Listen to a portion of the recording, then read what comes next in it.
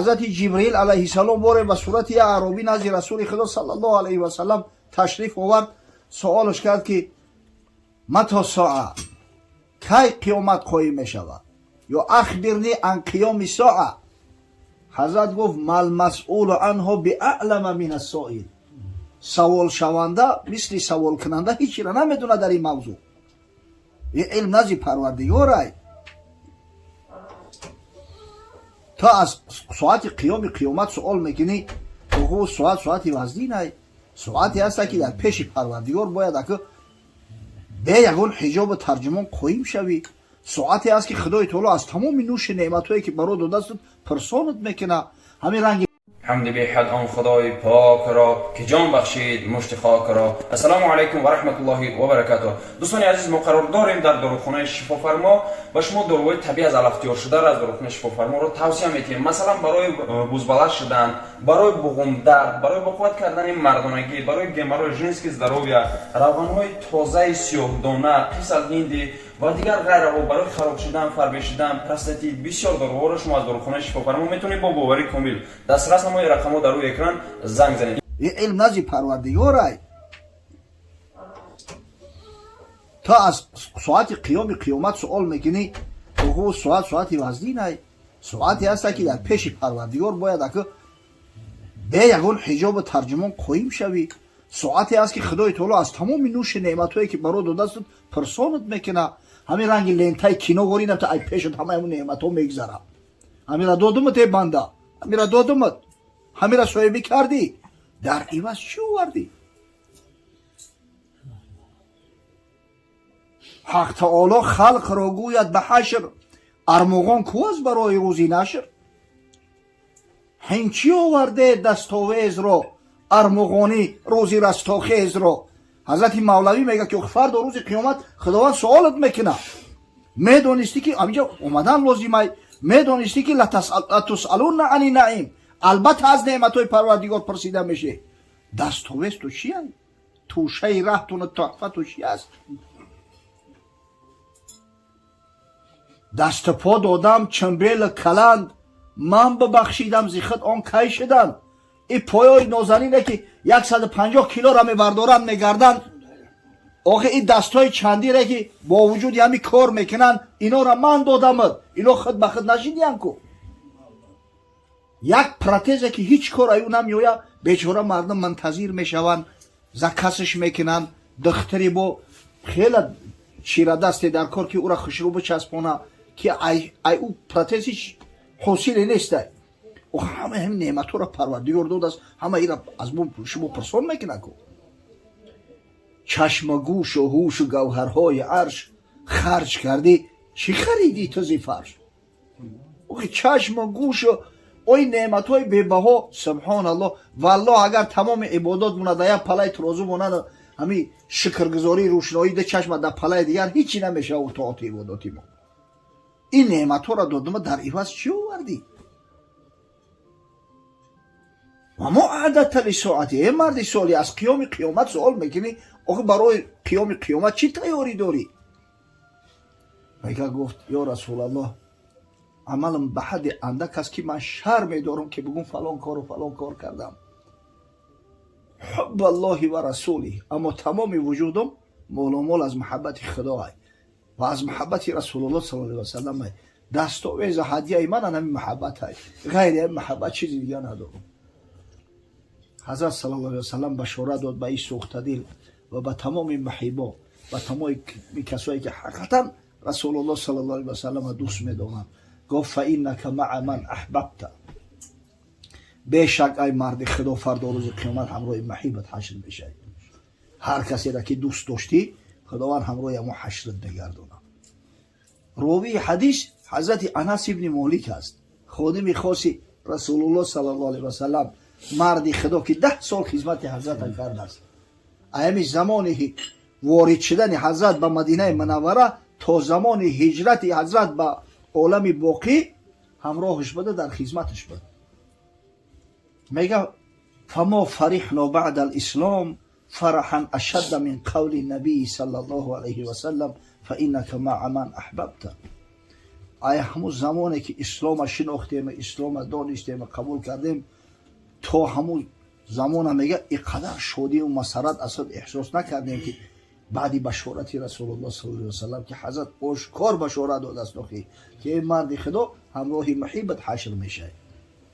حضرت میگه فانا احب الله و رسوله و ابا بکر و عمر، زیرا من الله دوست می‌دارم، من رسول الله صلی الله علیه و سلم دوست می‌دارم، من ابوبکر صدیق دوست می‌دارم، عمر فاروق دوست می‌دارم و ارجو ان اکون معهم و این لم اعمل باعمالهم.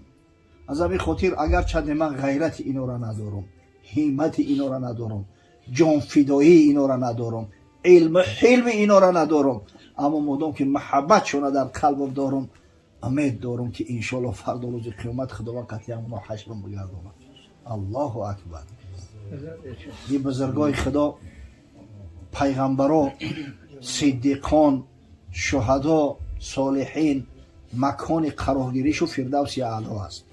پس هر کسی ای مسلمان رسول الله صلی الله علیه و سلم دوست می‌داره، اصحاب بزرگواری حضرت دوست می‌داره، و اگر دوستداری و محبتش حقیقی باشه با یقین بدونه که انشالله پروردگار بزرگ در فردوس اعلی همراه محبوب حشرش میکنه.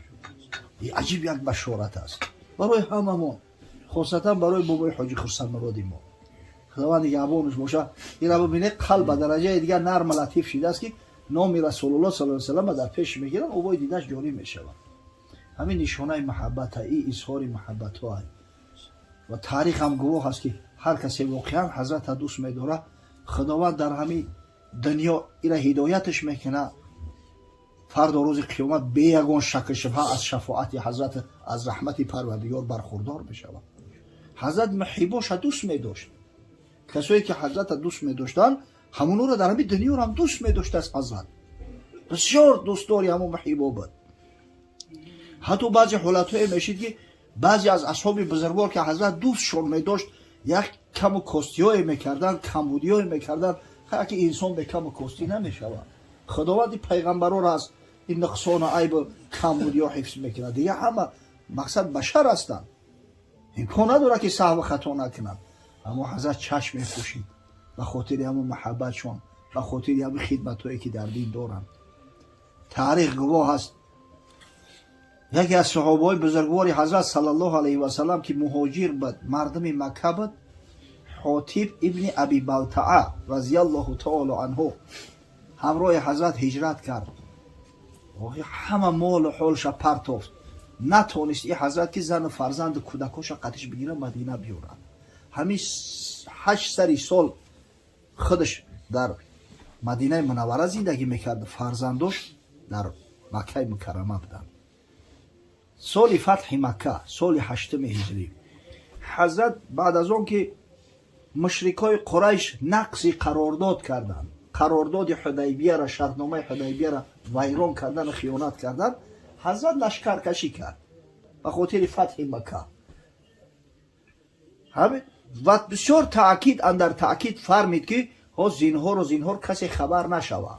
این منیوری جنگی های نخست میدیم که او پیشکی تیاری نبینن، آمادگی نگیرن، دیگر قبیله ها را به کمک دعوت نکنن. قریشی ها بسیار سخت تاکید کرده بود که این شیر حربیه. تصور کنید حاطب ابن ابی بلتعه از بس که زن فرزنداش در قریش بود خوف بود که یکی خدای نکرده زورشون یا همین بدبخت و فرزندان ما قتل کنن، خاندان ما آتش بزنن.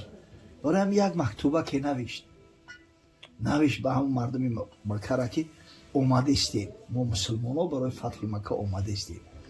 و یک کنیزک داشت، همون کنیزک داد، او کنیزک هم گرفت در بین موهاش پنهانش کرد، در بین کوکلاش هم تبافته شد، خپدم فرستادش که حضرت جبرئیل امین علیه السلام رسول خدا صلی الله علیه و سلم آگاه کرد که یا رسول الله خبر فرستادن علیکه.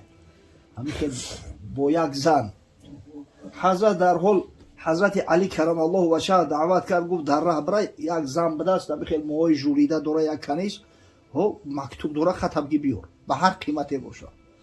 حضرت علی هم از خفا تعقیب کرد، دیروش کرد. وقتی که سختش گرفت گفت ندارم، که شمشیر را کشید، گفت این کاری جدی است، این گپ در سر یک کاغذ دوات نمیروه، اینجا گپ در این شیر حربی های فرمون حضرت صلی الله علیه و سلم والله گفت اگر روزی نبروری سر تای بدن جدا میکنم.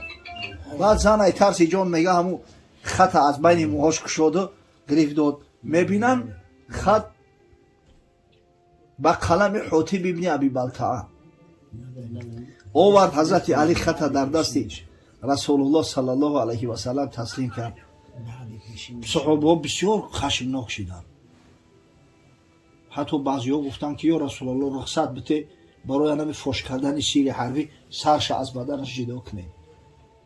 گشت گفت شمشیر کدام مسلمان گردن صحابی پیغمبر که در جنگ بدر شرکت کرده است میبره؟ کجا دست تری شمشیری که گردن حاتب ابن ابی بلتعه را ببره؟ شما میدونه که این آدم محب خدا و پیغمبر این در جنگ بدر در پهلوی من بود. من گفتن همین را میبخشی با جنایتی کردگیشا. گفت خداوند مرا آگاهم کرد این عقد انشالله سیر فوش نشید از من را بخشیدم، به خاطر همون محبتش بخشیدم، به خاطر خدمت‌های شایسته که در دین مبین اسلام کرده است، به خاطر محمد کرده است بخشیدمش.